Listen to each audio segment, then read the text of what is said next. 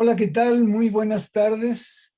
Yo soy Javier Velázquez Montezuma y les damos la más cordial bienvenida a otra emisión más de los conversatorios de Tan Claro como el Agua, actividades que, como ustedes saben, están ligadas al inicio de trabajos del Museo Gota de Agua, un proyecto de la Universidad Autónoma Metropolitana, un proyecto de divulgación que trata diferentes escenarios del agua y sus repercusiones en las actividades humanas.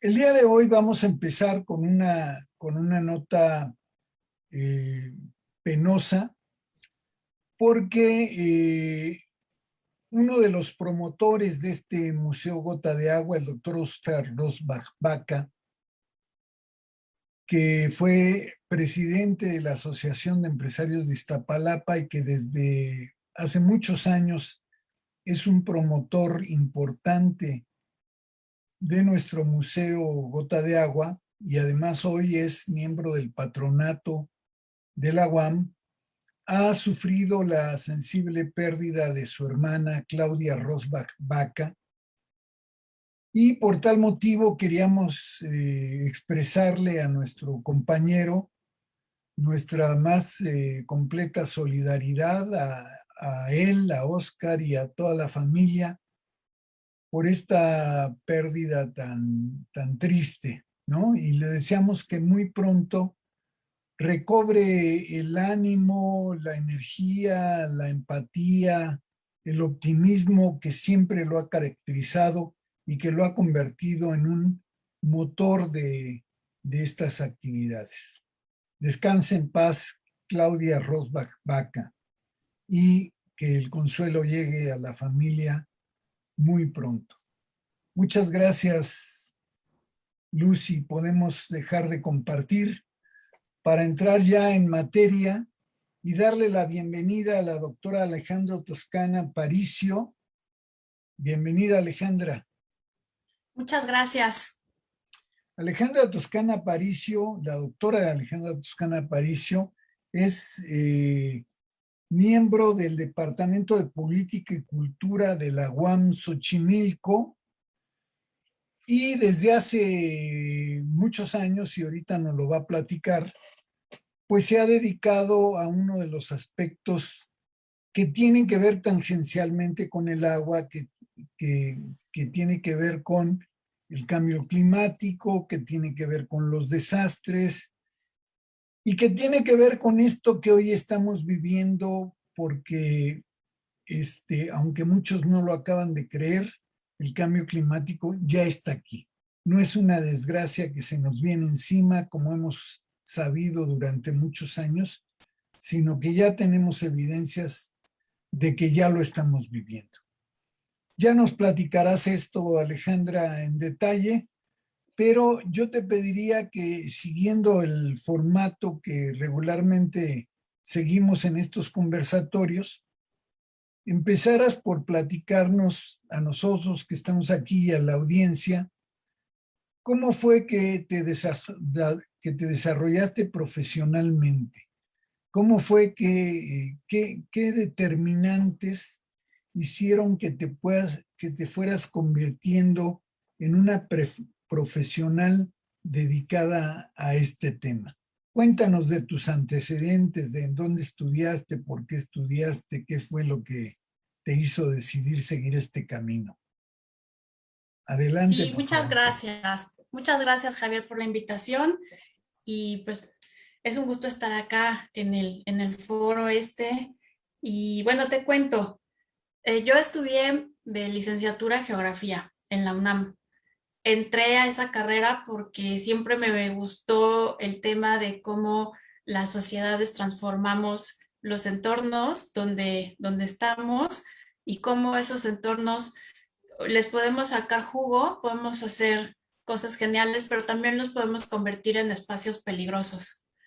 Eh, Eso siempre me llamó mucho la atención, pero más o menos en el año 95, 96, cuando estaba en la licenciatura, hicimos un viaje a comunidades cercanas al volcán Popocatépetl, que había entrado en erupción, o 96 tal vez, bueno, fines de los 90, mediados. Y me gustó muchísimo tener la experiencia de estar en una comunidad que estaba en una zona de alto riesgo volcánico y cómo la comunidad vivía su vida cotidiana con ese riesgo, cómo lo interpretaban, qué acciones tomaban, qué entendían de lo que decían las noticias, eh, cómo reinterpretaban y resignificaban eso. Se me hizo muy interesante y a partir de ahí quedé como enganchada al tema de los riesgos asociados a fenómenos naturales. Ya después, en la maestría que estudié ordenamiento territorial, eh, ¿En pues tuve dónde? mucho, ¿En ¿sí? dónde estudiaste ordenamiento territorial? La estudié también en la UNAM, en la Facultad de Filosofía y Letras. Es una de las, no sé si todavía siga, pero en ese tiempo era una de las ramas que tenía la maestría de geografía. Había una rama especial de ordenamiento territorial, ¿no? Que justo se centraba en, pues, cuáles son las potencialidades de los territorios, las limitaciones, qué conviene más hacer en determinados lugares a partir de sus características físicas, pero también a partir de las características sociales, económicas, etcétera. Bueno, entonces, estudiando eso y desde esa perspectiva, mi tema de tesis fue un desastre que hubo en Acapulco a raíz del huracán Paulina en el año 97. Entonces, ahí sí fue clarísimo cómo la conjunción y la ocupación de un territorio realmente lo puede convertir en peligroso. Ese desastre fue muy fuerte, digo ya, no es, por ejemplo, como ahora sucedió con el huracán Grace, que recién pasó, que si bien arrojó muchísima precipitación y vientos muy fuertes, actualmente ya contamos con algunas alertas que por lo menos aseguran que la gente, la mayoría de la gente, pueda refugiarse en algún albergue o irse a un lugar donde su casa, aunque sea arrastrada, la gente quede a salvo. En ese tiempo no. En ese tiempo ya existía el Sistema Nacional de Protección Civil, los municipios tenían que tener sus unidades de protección civil, los gobiernos estatales también, pero todavía no funcionaba muy bien, que digamos, de hecho funcionaba mal. Y en esa ocasión, pues no se avisó a las autoridades locales que venía un huracán y pues el huracán, de hecho ya se había degradado a tormenta tropical, pero de todos modos arrojó muchísima precipitación. En Acapulco, muchos ríos ya se han convertido en calles, están urbanizados. Ujú. Muchas casas están construidas dentro de los cauces de los ríos. Terrenos pantanosos se han ocupado para hacer grandes colonias que no tienen un buen sistema de drenaje, etcétera. Entonces, gran parte de la ciudad se destruyó. Mucho de lo que se destruyó correspondía a asentamientos irregulares u originalmente irregulares que ya habían sido regularizados sin importar las condiciones del contexto. Entonces, me gustó mucho el tema de desastres porque inciden factores ambientales, factores sociales, económicos, políticos, y a raíz de que yo le fui dando al tema una perspectiva política y social, entré a trabajar al Departamento de Política y Cultura. Entonces, bueno, en la licenciatura aprendí meteorología, geomorfología, geología, mucho de las ciencias naturales, pero ahora que soy profesora y que soy investigadora, más bien analizo todos estos fenómenos, pero desde una perspectiva más social y política, que es el contexto que me ha dado el Departamento de Política y Cultura. Ya en mi tesis de doctorado, que también lo hice en la UNAM, pues prácticamente ya no hablo mucho de los fenómenos naturales, ¿no? Sino más bien de todo el contexto que convierte o que hace que un fenómeno natural pueda generar un desastre. Esa es mi perspectiva actual. Y bueno, pues dentro de este gran tema aparece el cambio climático. Claro, claro. Pues ha sido una valiente, ¿no? Porque por los años que me dices, estudiar geografía era así como que, ¿qué? Como que estudiar geografía, de eso de qué se trata, ¿no? Y Sí, casi después no se conocía. lo del ordenamiento territorial es así como otra cosa y eso de qué se trata. Y es una verdadera desgracia porque este es un país que si le faltan muchas cosas, pero el ordenamiento territorial es una necesidad imperiosa para resolver todas esas cosas que estás diciendo, ¿no? Porque efectivamente los terrenos que venden en los lechos de los ríos, pues han de ser los más baratos, ¿no? Pero Son dice los más baratos. sí, pero dice la máxima que por donde pasó el agua va a volver a pasar, ¿no? Algún día va a volver a pasar, ¿no? Entonces, Sí. estás comprándote una desgracia ahí, absolutamente, ¿no? Entonces, interesante tu trayectoria y tu perspectiva. Hay muchas dudas que te quisiera preguntar a partir de lo que me dices, pero a lo mejor tú nos quieres hablar de cómo estas catástrofes las vinculas al actual cambio climático. Le pusiste mucho énfasis al cambio climático en el desarrollo de tu tema, ¿no? ¿Cómo lo estás viendo? ¿Cómo estás viendo que se nos viene encima esta catástrofe social derivada del cambio climático? Sí, bueno, es un tema que ya está encima, cada vez hay más presión de algunos organismos internacionales por llegar a acuerdos para reducir las emisiones de dióxido de carbono, pero más así en un plano personal. eh, Alguna vez estuve hace poco en el Nevado de Toluca hablando con campesinos que pues se han dedicado desde hace mucho tiempo a la siembra de papas. Y me llamó mucho la atención que ellos hablaban de que realmente sí estaban observando muchos cambios meteorológicos. Por ejemplo, hablaban de la reducción de lluvias en invierno. Ajá. Antes ellos tenían pues registro de lluvias en invierno, sabían que en invierno era común que lloviera, no como en verano, pero sí había lluvias, eso alimentaba la nieve del Nevado de Toluca y de repente empiezan a observar que esa precipitación disminuye, que ya no hay tanta nieve en el Nevado de Toluca, que de hecho el Nevado de Toluca ya podría empezar a llamarse de otro modo, porque ya Ante la escasez de nieve. de la escasez de nieve y hasta de nuevas plagas, ¿no? Que afectan a la papa, de cómo la papa, pues ya, no se puede cultivar en lugares tan calientes, no sale tan buena la producción si las temperaturas no son suficientemente frías.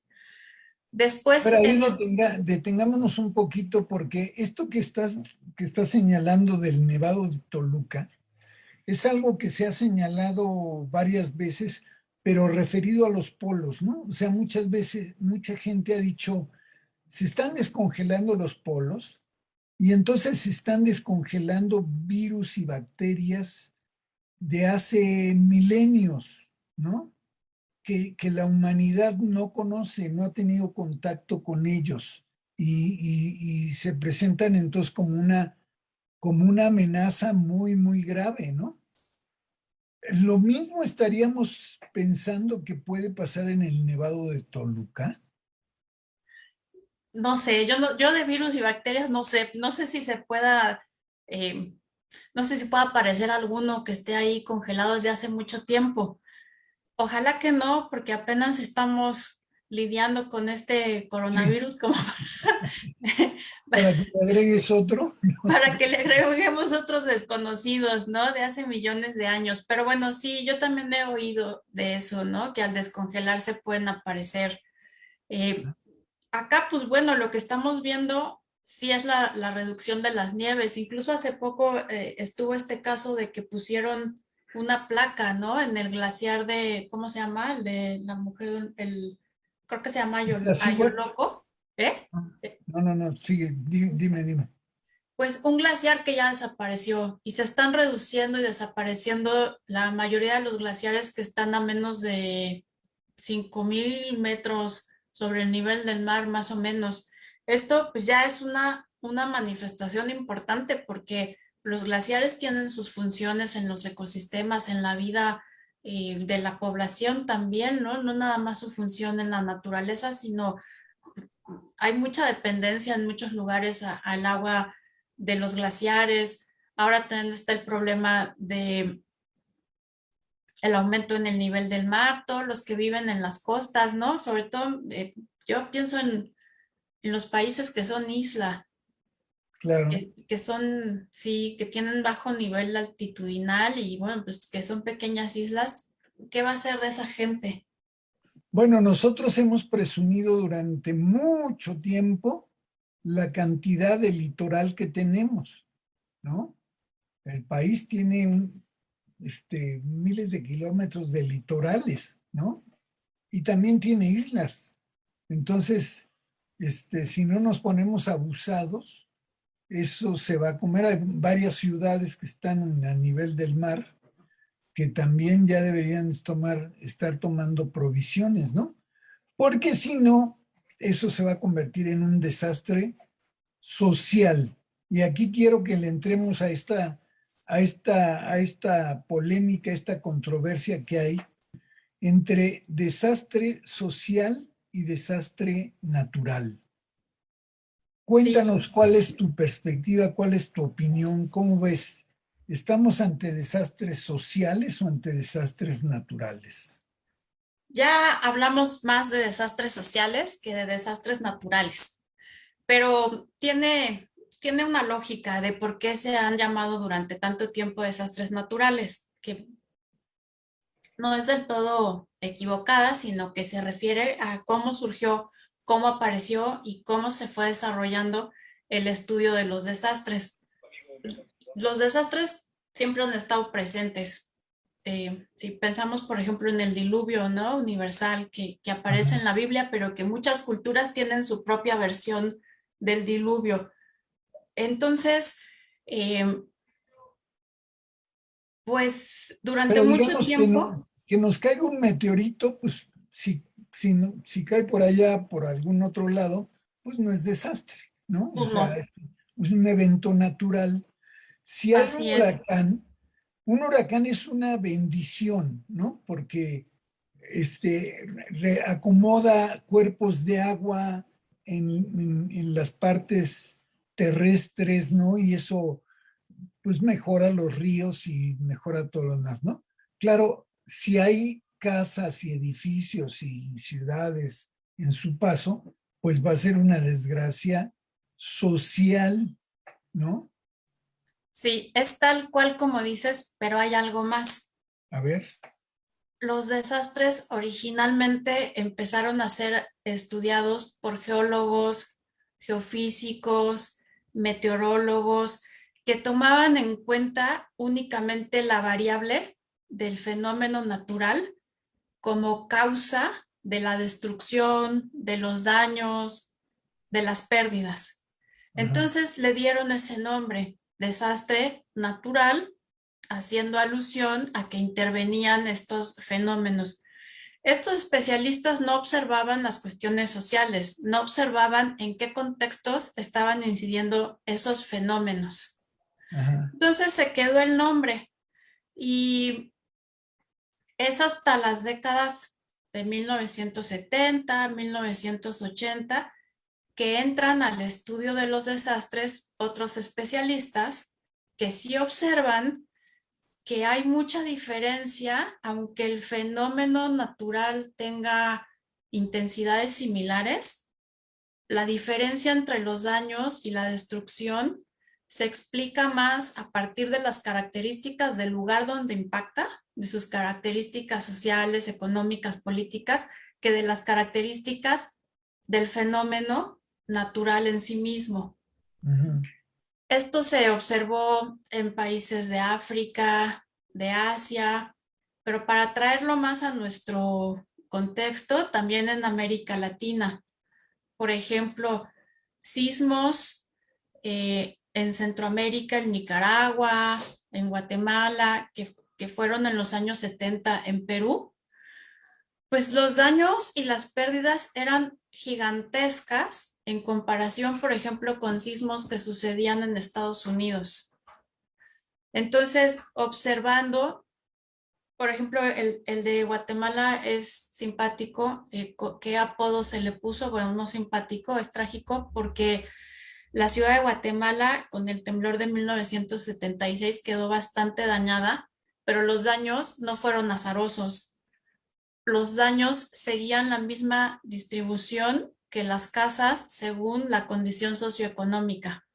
Entonces, la zona realmente más destruida, pues correspondía a donde estaban asentadas las comunidades indígenas con mayores niveles de pobreza, y las zonas que eran de clases más altas, pues ahí no, el daño fue menor y además la reconstrucción un poquito más rápida que en estas zonas donde viven las poblaciones más vulnerables.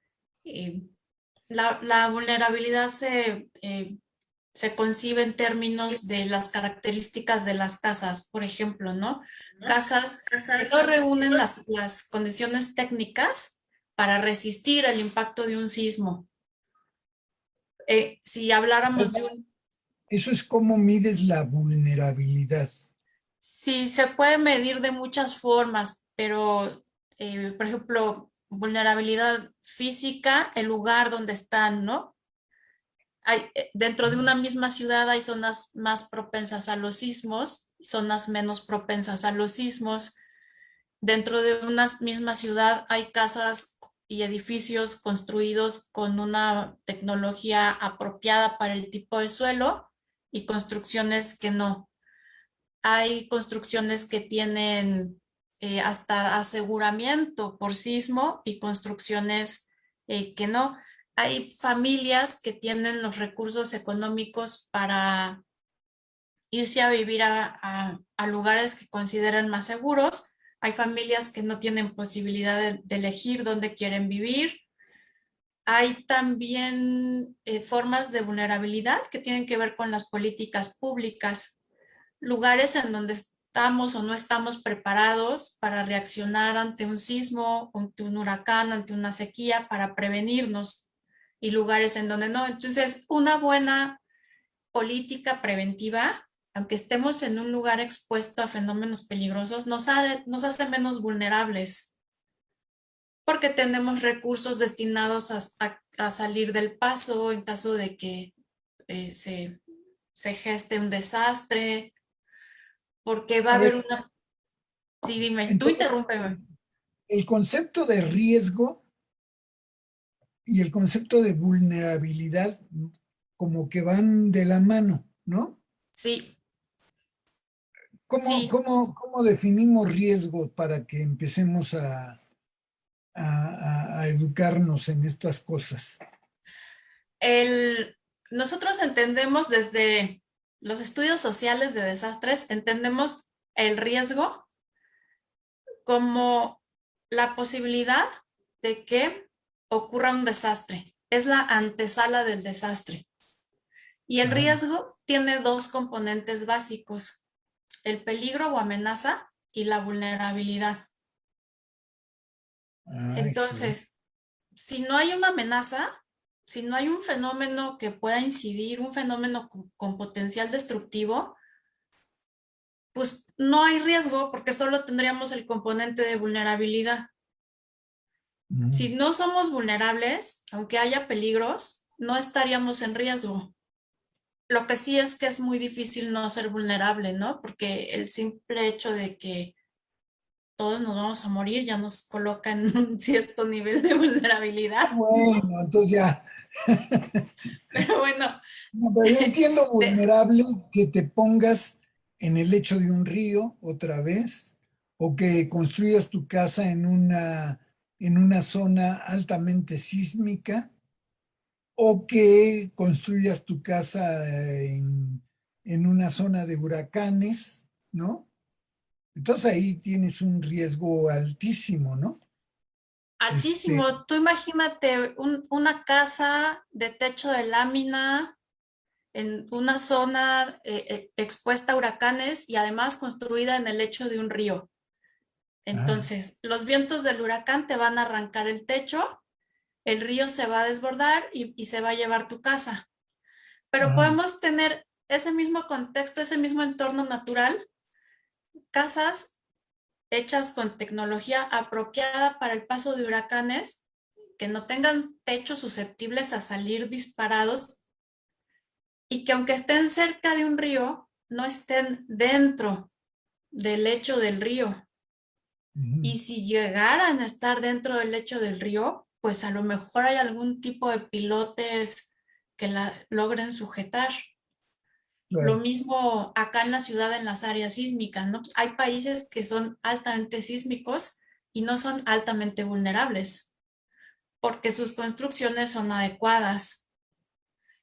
El Entonces, problema es tener cosas, construcciones que no corresponden a los lugares de acuerdo a sus peligros. entonces, para el riesgo, tú necesitas fundamentalmente políticas públicas que enfrenten ese riesgo y que te quiten la vulnerabilidad, ¿no? Sí, y A ver, ¿sabes háblanos qué? de las Ahorita, políticas públicas. ahorita te hablo de esas políticas, pero otra situación importante es que muchos de los peligros que se consideran naturales, en realidad son socionaturales porque nosotros mismos con las transformaciones que le hacemos al entorno, agudizamos muchísimo los peligros. Tú imagínate una ladera completamente talada, ya, sin Ajá, árboles. claro, claro, Desde procesos de erosión que claro. se van a acelerar ahí, ¿no? Llega una lluvia, se va a llevar todo el suelo. Si ahí hay una casa, entre el agua de la lluvia, el suelo que la lluvia arrastra, pues van a incidir sobre la casa. Entonces, es por ponerte un ejemplo, pero muchos de los fenómenos nosotros los agudizamos, de tal forma Estás que hablando, estás hablando de lo que sucedió en Jalapa con el huracán Grace, ¿no? Se desgajó un, un cerro y le cayó encima una casa y mató a 6 personas, ¿no? es Ese es, típico. Es es tipo, típico. O sea, cada vez que hay un huracán, que llueve mucho, no falta que hay un proceso de ladera que aplasta una casa con todos sus habitantes. Por eso siempre la recomendación es, si estás en ladera, si la casa no es suficientemente estable, vete a un albergue, salva tu vida. Ya claro. después lo material, a ver, ¿no? Pero mínimamente ponernos a salvo. Pero sí, es muy común que las transformaciones al entorno, en donde siempre se privilegia un cierto beneficio económico, que estas transformaciones al entorno en general dan como resultado lugares más peligrosos. Tan solo por hablar de acá de la Ciudad de México, pues tanta extracción de agua subterránea hace que el suelo sea todavía más inestable. Entonces, no es nada más el hecho de que por su naturaleza, por su ubicación haya sismos. Los efectos de estos sismos los podemos potencializar dado que estamos dejando el subsuelo lleno de vacíos, de bóvedas que tienden de repente a sentarse, las casas se desestabilizan. Bueno, Entonces, el sismo de 85 en la Ciudad de México se supone que corrió por los lechos de los ríos que habían sido desecados o explotados eh, sin sin ningún cuidado, ¿no? ¿Eso Sí, ustedes lo han confirmado? sí, hay algunos estudios de esos, pero de los que también se han estudiado recientemente es la correlación de los daños en Tláhuac y Xochimilco del sismo del 2017 Ajá. y pozos de extracción de agua. Ah, claro, claro, Ajá, esta extracción acelerada ha dado lugar al agrietamiento del suelo y este agrietamiento ha hecho el suelo todavía más inestable.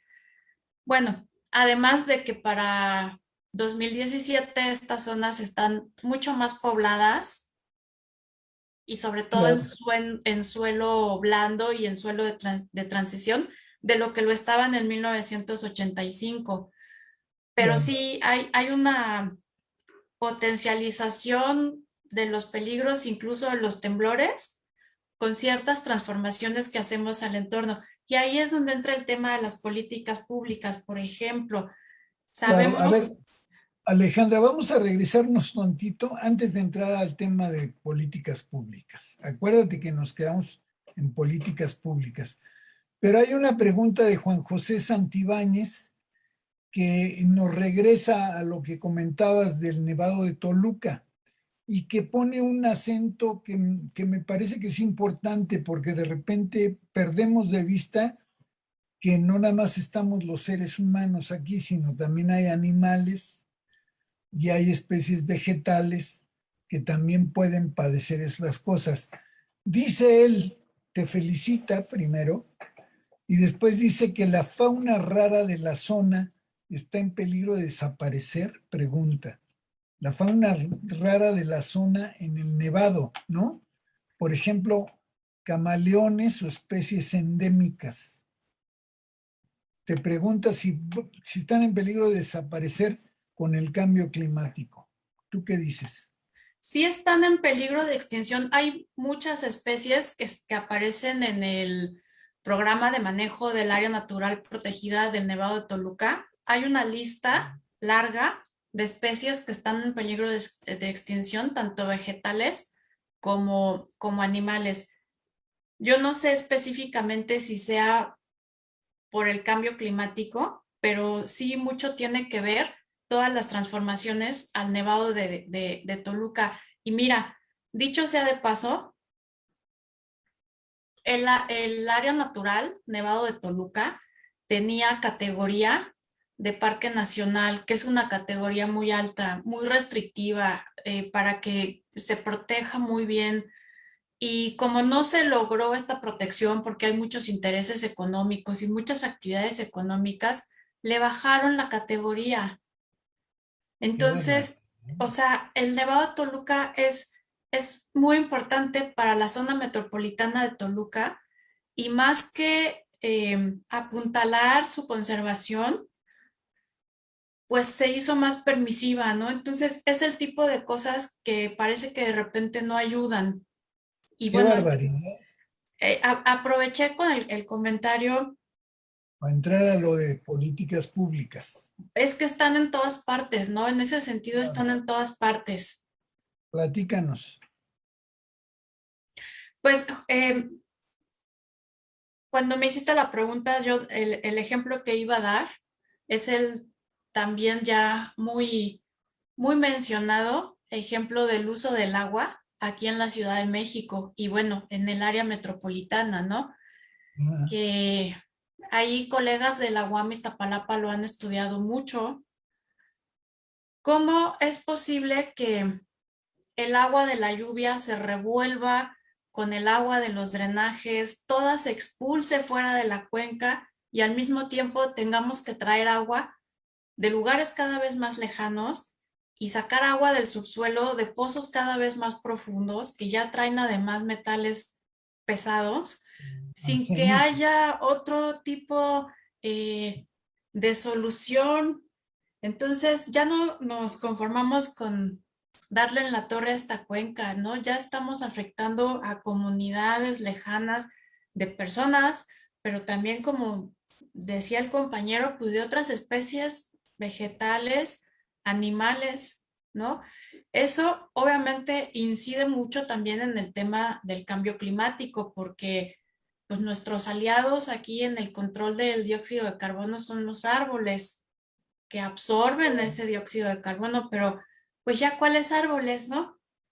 Si Claro, estamos talando todo. claro.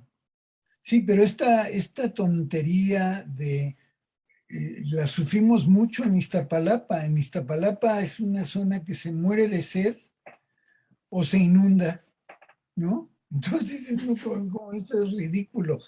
Pero cada año pasa lo mismo, ¿no? Se sorprenden las autoridades porque caen lluvias atípicas y se inunda, ¿no? Pasan las lluvias y entonces hay una sequía brutal y no hay agua en ningún lado, ¿no? Pero eso Sí, que te estoy diciendo, nosotros lo padecemos desde que está ahí la Guam Iztapalapa, hace 50 años casi, ya ¿no? casi, sí. Entonces, no puede ser que eso no haya dado lugar a una política pública de manejo del agua. ¿Por qué tú que estás en política y cultura, seguramente lo han analizado en tu departamento? ¿Por qué políticas públicas que parecen tan obvias no se llevan a cabo?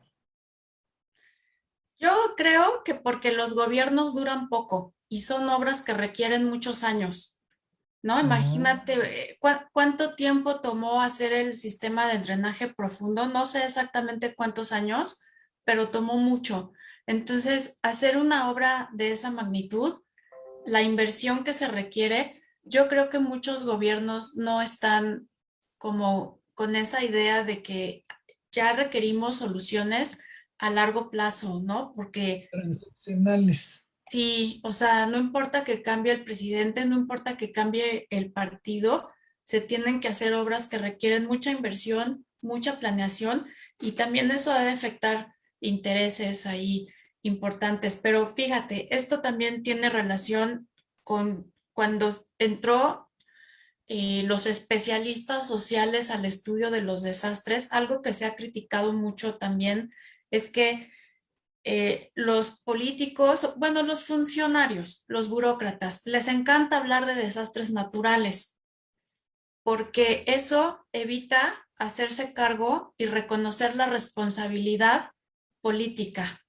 Entonces, es más fácil decir, fue una lluvia extrema, fue un fenómeno imprevisible. Es más fácil decir eso que decir, pues es que tenemos una política pública de agua que no sirve, tenemos todavía muchas deficiencias y problemas en la política de la protección civil. Entonces, ¿qué pasa? Le echas la culpa a los fenómenos naturales y los calificas de extremos, aunque no sean extremos, de imprevisibles, aunque no sean impredecibles, Claro, claro, de sin precedentes, aunque todos los años viene siendo lo mismo. Si tú te fijas, claro. si escuchas reportes meteorológicos, todos los años vas a escuchar que se rompen nuevos récords, pero esto no es de ahorita del cambio climático, esto es de hace mucho tiempo. Siempre ha sido el día más lluvioso, ha sido el día más caluroso. A veces sí, pero también muchas veces no, porque se les olvida decir, ha sido el día más caluroso del año. Ajá. Entonces, Eso tiene que ver también con el ordenamiento territorial, ¿no?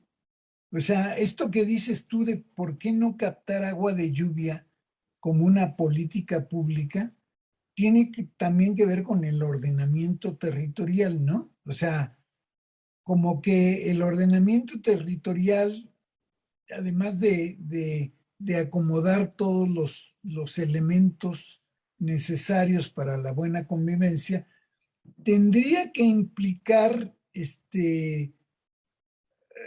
sistemas de captación de agua de lluvia, lugares de captación, ¿no? ¿Por qué sí, no se ha hecho eso nunca?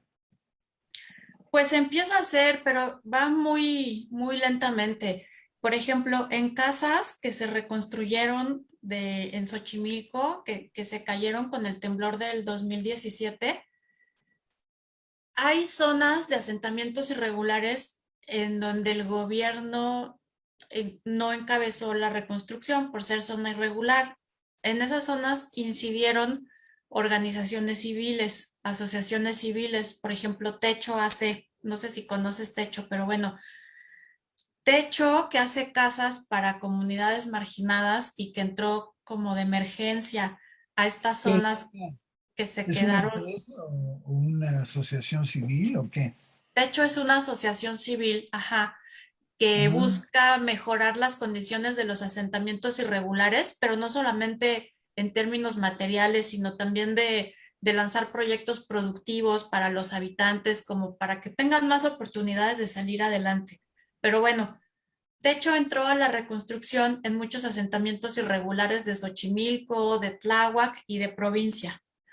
Y Techo, para resolver la cuestión del agua, se asoció con Isla Urbana, que es otra, me parece que también es asociación civil, sí, y ellos sí tienen sistemas de captación de agua. Entonces, en casas reconstruidas, por ejemplo, sí se puso este sistema.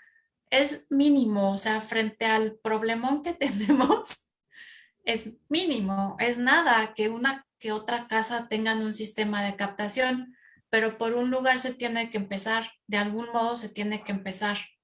pues déjame Y platicarte que en la UAM Iztapalapa, el equipo del doctor Santibáñez han diseñado ya desde hace varios años sistemas de captación de agua de lluvia en escuelas y ya llevan como 40 escuelas con ejemplos exitosos donde a partir de la presencia de ese sistema de captación ya no se suspenden las clases por falta de agua. Ya ves que frecuentemente se suspenden porque no hay agua en los baños, ¿no?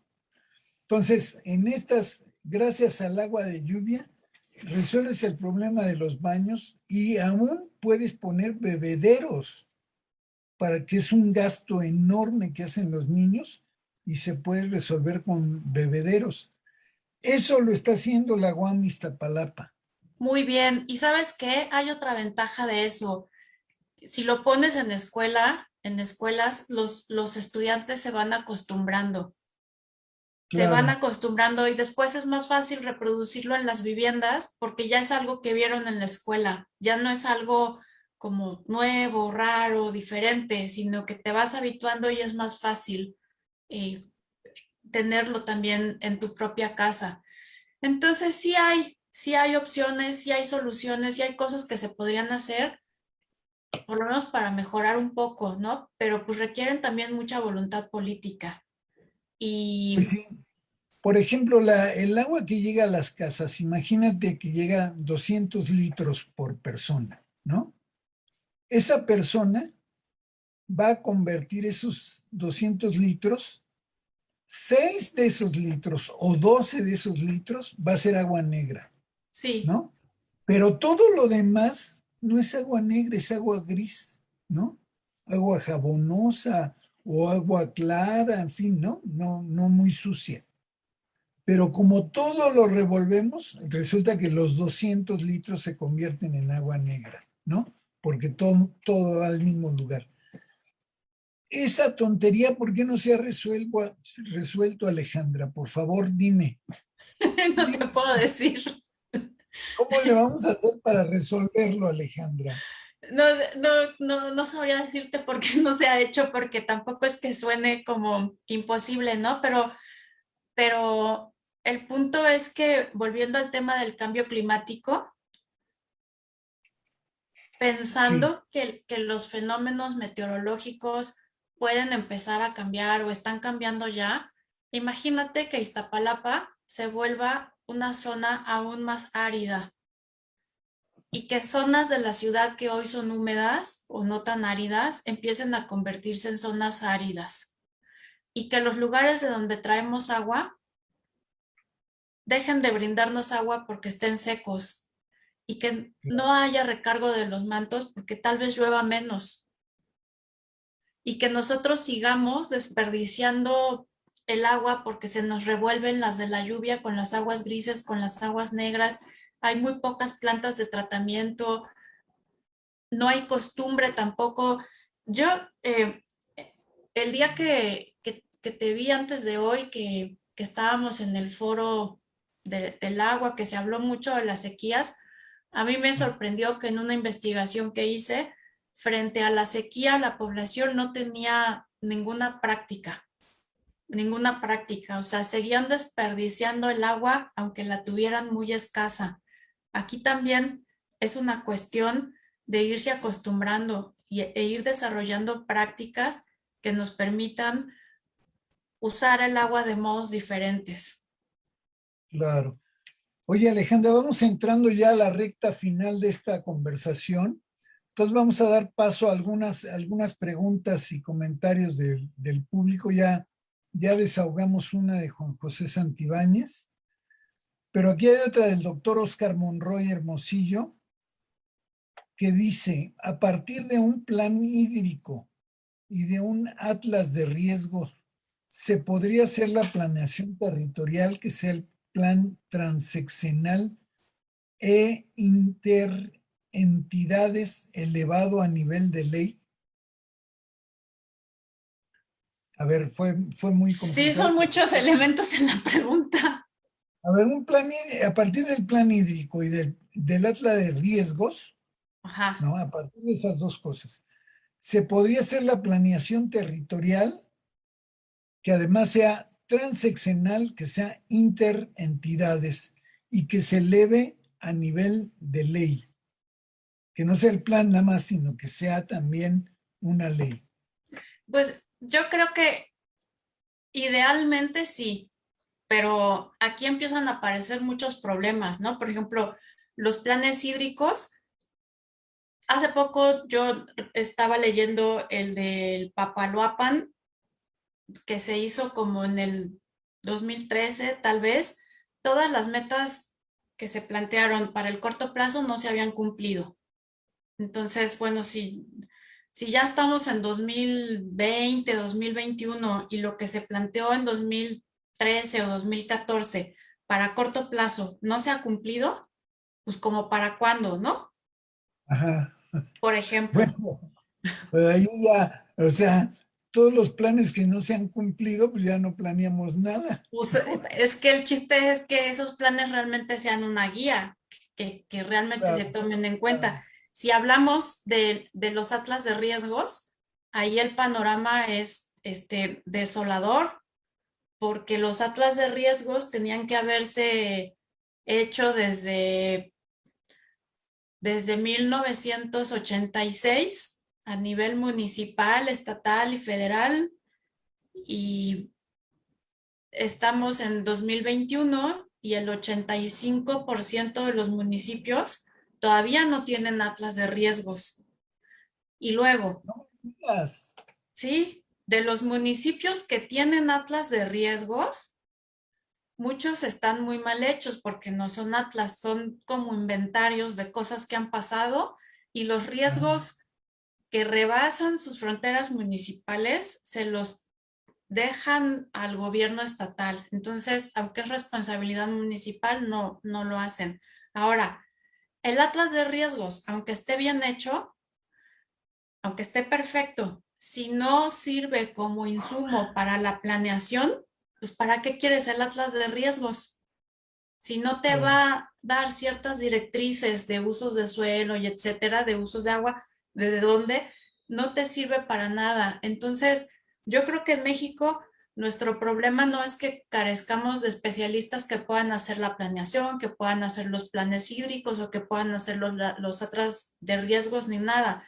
El problema es que después de que se hagan estos instrumentos a que se apliquen, es donde ya no transitamos, es donde nos quedamos.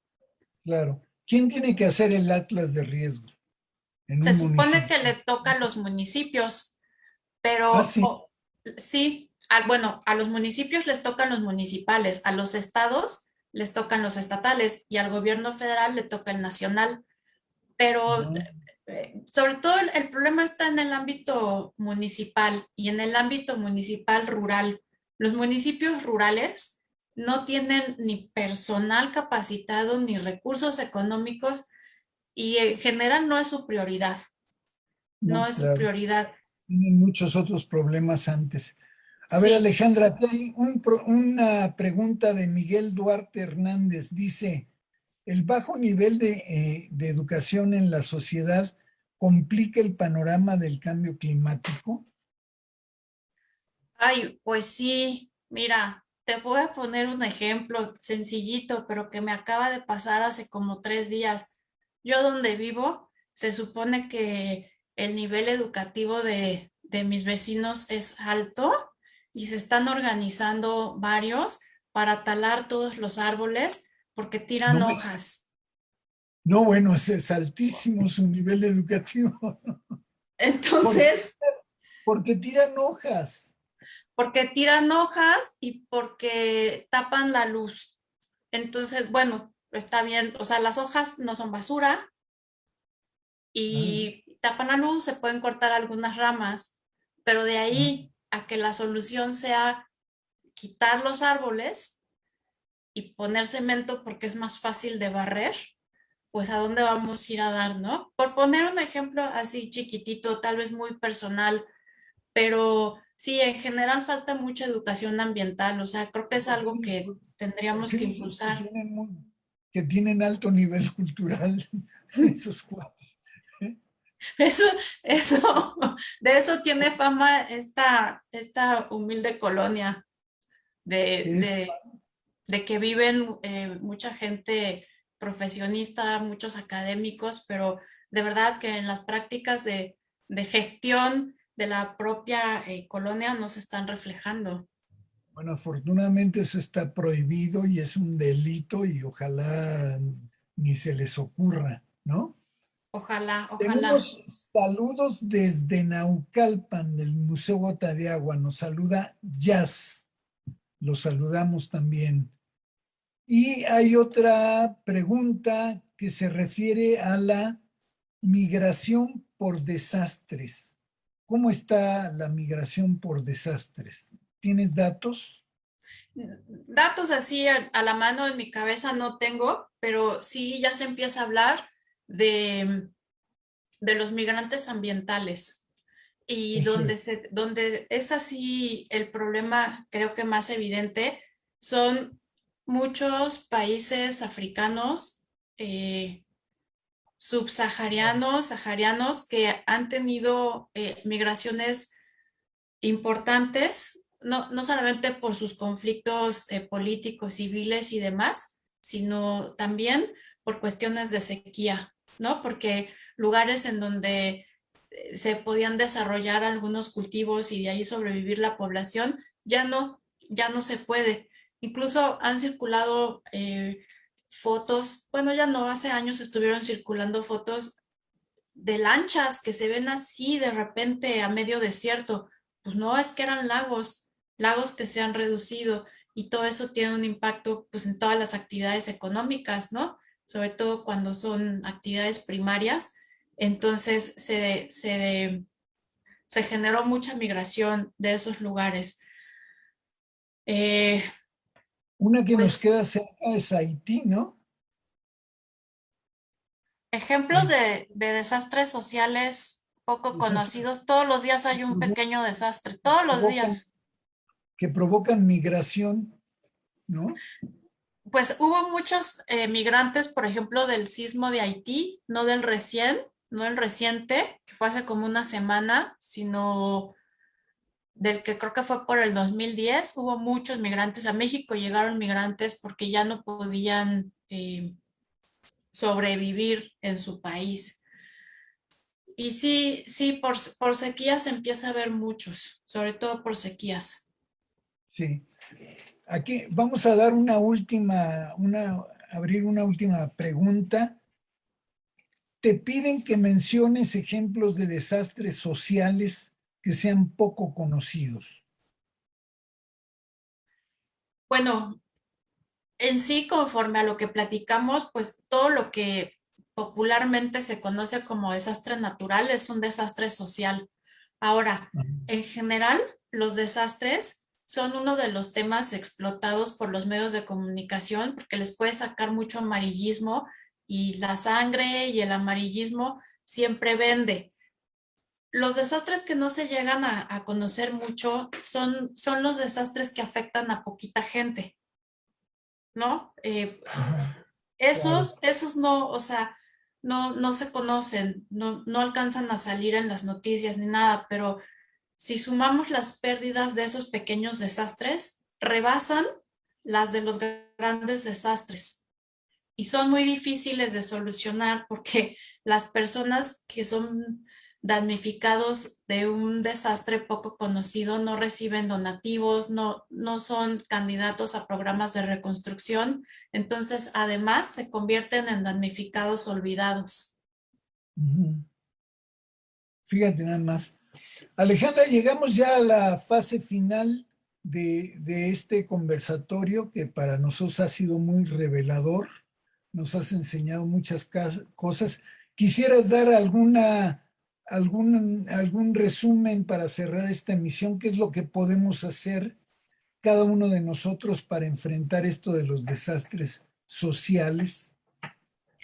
Pues a estas alturas de emisiones de dióxido de carbono, yo creo que tenemos que exigir una respuesta más contundente, ¿no? En lo personal, pues hacer lo que cada quien pueda, no tirar árboles, sembrar árboles, no desperdiciar el agua, no desperdiciar la energía, etcétera, pero esas son medidas muy chiquitas, ¿no? Yo creo que lo que tenemos que hacer como ciudadanos es exigir un mayor control de todo esto que nos está conduciendo a las emisiones de dióxido de carbono y pues exigir que los planes de ordenamiento territorial, que los planes preventivos se realicen, se ejecuten, se cumplan y porque como ciudadanos tenemos derecho a un medio ambiente sano que no estamos teniendo, ¿no? Tenemos derecho a seguridad que no tenemos y bueno, insistir por ahí, yo creo que es lo que podríamos hacer. O sea, la organización sociopolítica es nuestro destino si queremos vivir bien, ¿no? Sí, es una Muy bien, opción, no la única, pero es una opción. muy bien. Bueno, pues así llegamos al final de este conversatorio. Ha sido un placer, Alejandra Toscana Aparicio, profesora investigadora del Departamento de Política y Cultura de la UAM Xochimilco. Ha sido una grata sorpresa oír el tema que estás desarrollando, el nivel como lo estás desarrollando, porque creo que es un tema muy necesario en este momento y profesionales de tu perfil se están requiriendo para acomodar este desastre que la corrupción de décadas nos ha traído, ¿no? Las ciudades, sí, yo no puedo pensar, no me imagino una ciudad mexicana del tamaño que tú quieras que tenga un ordenamiento territorial como dicen los cánones, ¿no? No, Fue hecho al chilazo y, y, y a ver quién sacaba una tajada mayor, ¿no? así es. Acabo que el futuro está re lejos, ¿no? Exacto, Entonces, y sí, ese es el problema del riesgo, está aplazado al futuro. sí, Entonces, pues los funcionarios la apuestan a que no pase nada en este sexenio. claro, en mi gestión que no pase y mira, con eso ya nos damos. Entonces, creo que nos has puesto sobre el escritorio un tema fundamental. No nos podemos seguir volteando para otro lado. Creo que ya le tenemos que entrar a esto con organización y como tú dices, pues es una responsabilidad de la sociedad civil. Si el gobierno no entiende, la sociedad civil tendrá que tomar el problema en sus manos, ¿no? ¿Te Así parece? es, ¿Te parece que esa sea la conclusión? que esa sea la conclusión. Muy bien, Alejandra. Un placer haber platicado contigo.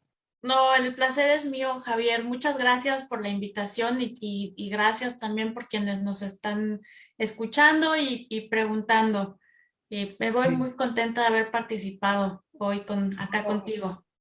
pues vamos, va a ser es la primera de muchas que espero que se vengan. ¿Eh? Espero que sí. Muchas gracias, Alejandra Toscana Aparicio, del Departamento de Política y Cultura de la UAM Xochimilco. Y a todos ustedes que nos han estado escuchando aquí con interés y que han preguntado y han comentado, muchísimas gracias por su atención. Nos veremos el próximo sábado. Ya saben que estos son conversatorios que se desarrollan los viernes de las 7:15 a las 8:15. En esta ocasión fue de las 7 a las 8, pero en los próximos será de las 7:15 a las 8:15. Y entonces los esperamos aquí el próximo viernes a las 7:15 en una cita más de estos conversatorios de Tan Claro como el Agua. Muchas gracias a nuestras productoras Lilia Naya, Lucy Miguel, que siempre son tan eficientes para coordinar esto y para técnicamente trabajarlo. Y entonces esperamos que nos brinden su atención el próximo viernes. Yo soy Javier Velázquez Moctezuma y nos vemos y nos escuchamos el próximo viernes a las 7:15 en otra emisión del conversatorio Tan Claro como el Agua del Museo Gota de Agua. Muchas gracias y buenas noches.